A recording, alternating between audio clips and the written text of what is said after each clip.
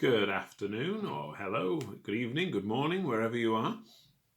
And today we are going to be doing a balloon penguin. We're probably now at that point where we've done the basic balloons. We want to start adding a little bit more detail, and the best way to do that is to combine balloons together, either 2 or 3, 4 balloons, whatever, so that we can create more realistic, I suppose, sculptures. There is a new technique that we're going to be learning today, and so I'm going to start with that because when we're partway through the model, you'll want to have practiced this already. So I've got a partially inflated balloon, doesn't matter for this is just practice. But what we're going to do is snap the balloon. We're going to break it in half. Okay, and that way we can do things like creating the finish on the tail, get rid of the excess balloon whilst not losing the rest of the balloon as well. So what we're going to do, and it is a technique you need to practice, we're basically going to grab the balloon quite firmly, but we're going to do it from the very point we're going to break it at. So if that's where I'm going to break it, we're going to grab from there and pull apart, and it is almost like a rip rather than a stretch. Okay, so I'm going to try and demonstrate that now as quick as I can. It's always a little bit more difficult doing it in slow motion. It is a quick action, so I'm going to squeeze and I'm going to tear, literally tear, pull apart. Okay, so squeeze and I tear. Now at that point I can keep hold of both bits of balloon. So if I don't want this bit anymore, I can let that go. But I can then do what I would normally do, grab the balloon, let's say there, and tie that off. Okay, so that leaves me with more balloon to work with, or the end of a model that I don't want to deflate, etc.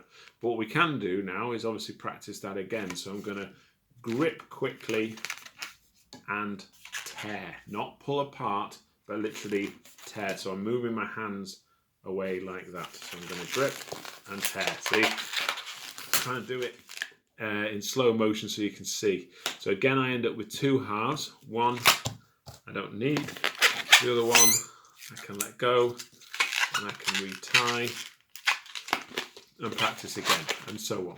Okay, so that's the technique that you need to be practicing, and that's really useful for a lot of balloon sculptures that you will do in the future. So for the penguin, we are going to use a black, a white and an orange 260. We only need one of each. For the black, I used about 5 pumps on the Qualatex balloon pump, which leaves a hand and a half, well, certainly 5 inches tail at the end. You probably don't need all of this, so if you put a little bit less in, that's fine. And similarly with the white, you need a little bit less of this one. So again, 4 pumps on the Qualatex, and you can see it's probably 5, 6, 7 inches of tail left on the end of that. And with the orange one, again, initially 3 pumps maybe, it's all you need. And then we will be breaking this off and keeping this bit for the beak as well. So this will be the feet and the beak at the end here. So we'll start with the body and the head, and we do that by tying the white and the black together. Now this is a tutorial that lots of people have done tutorials on the balloon penguin. The one I learnt way back was from a lady called Holly Hopper. She is the Twister sister on YouTube. Her videos have definitely increased in sort of professionalism and quality over the years. I think the first one I watched she made 10-11 years ago, something like that, and you can tell the difference between a quality camera and production and the initial product. So anyway, we've tied our 2 balloons together, and we're going to create the eyes of the penguin first. Remember to give a bit of a squeeze before we start twisting. So my eyes on this penguin are maybe going to be about 3 fingers long, so about 3 inches.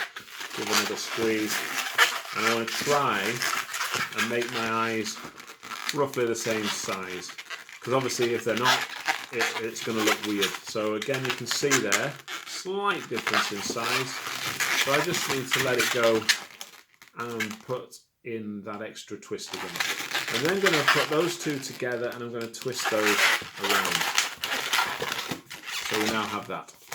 Okay, I'm then going to take the black and put it over the top of these two bubbles.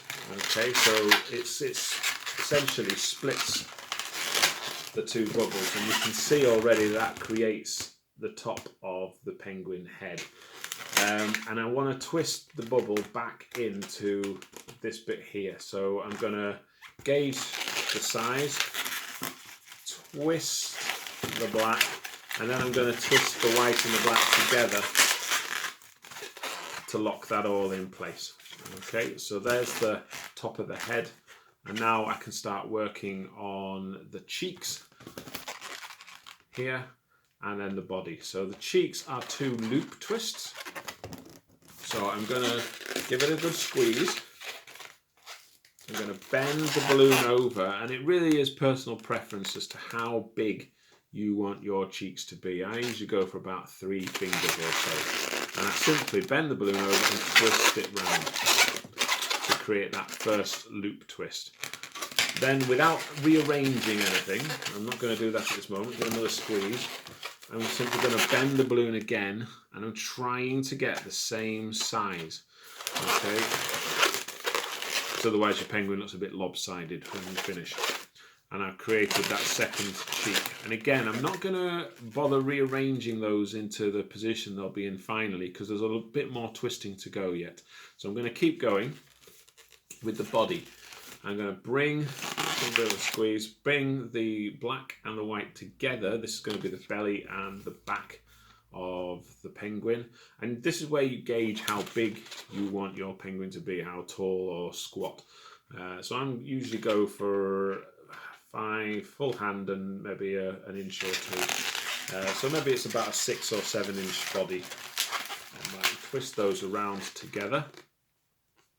Now technically the white we're done with, but we're not going to get rid of it yet until we've done 2 more twists with the black. So I'm going to twist the black up, back towards the neck and the head. And you can see I want to try and create the same length of bubble. So I'm going to gauge that now, give it a squeeze, about the same length of bubble. And with this bit, just like we did with the flower, when we were passing the flower stem through between petals, we're going to squeeze that a little bit to sort of deflate the area, and we're going to wrap that between the cheeks and around the head. Okay, now it'll jump there. I actually thought I'd popped a bubble. That happens from time to time. It's just the nature of balloons. Occasionally you'll get a fault, and but actually what it was just the friction of the balloons and then rubbing together. So nothing's popped, and we're still going. And for security purposes, as long as you've wrapped it around a bit, it doesn't matter. Some people like to go all the way around the body. As long as you've gone between a cheek perhaps and back, then you're okay. Then you can bring this back down to here to create a third bubble, and that essentially is your 2 wings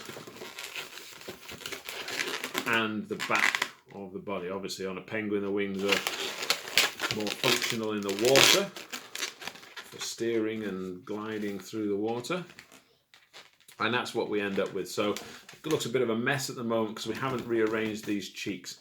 Okay, we'll come to that in a second.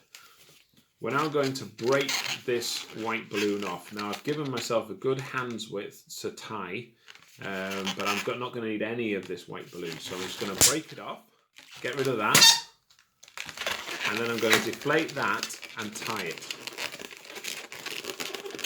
Then I can tuck that through the middle and back in to the middle of the body. Okay, so it's hidden away.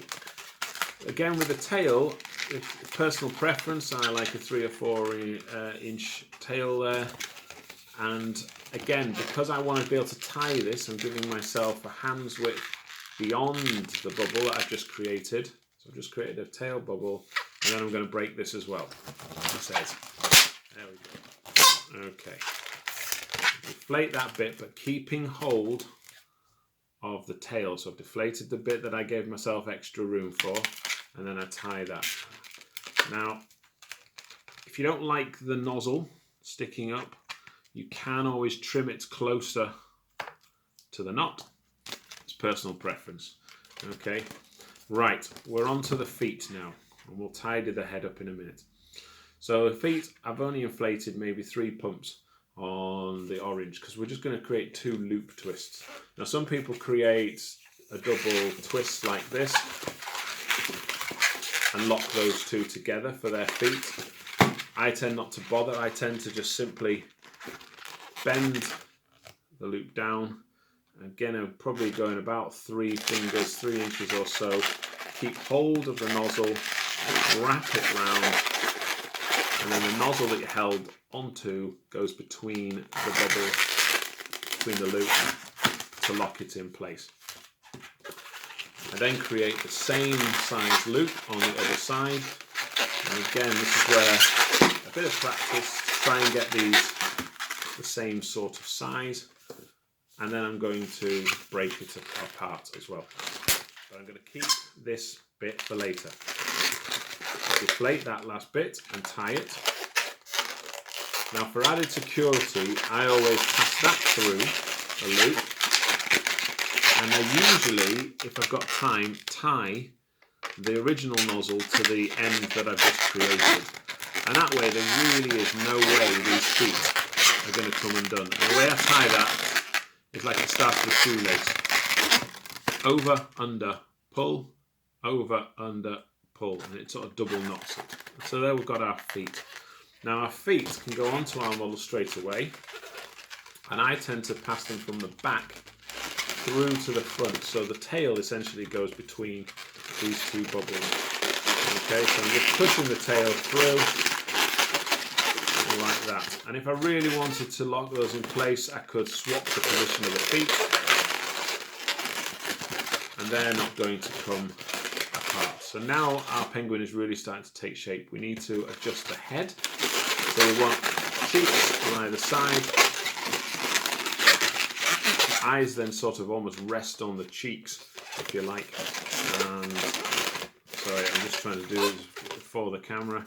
And there we go. Now you'll notice that one of the sides is probably more empty than the other. That's probably where you want your beak to go. So I'm going to just spin the head around. Now the empty bit is on the front as opposed to the back. Okay, it just depends how tightly you do this bubble. So we go back to our beak, or what's going to be our beak. You only need maybe 3 or 4 fingers worth of balloon. So I'm going to actually trim that rest away. I'm then going to insert my balloon pump again. Okay, and again, beak size, matter of preference. I prefer sort of a 2-3 inch beak. And then I tie that off like that.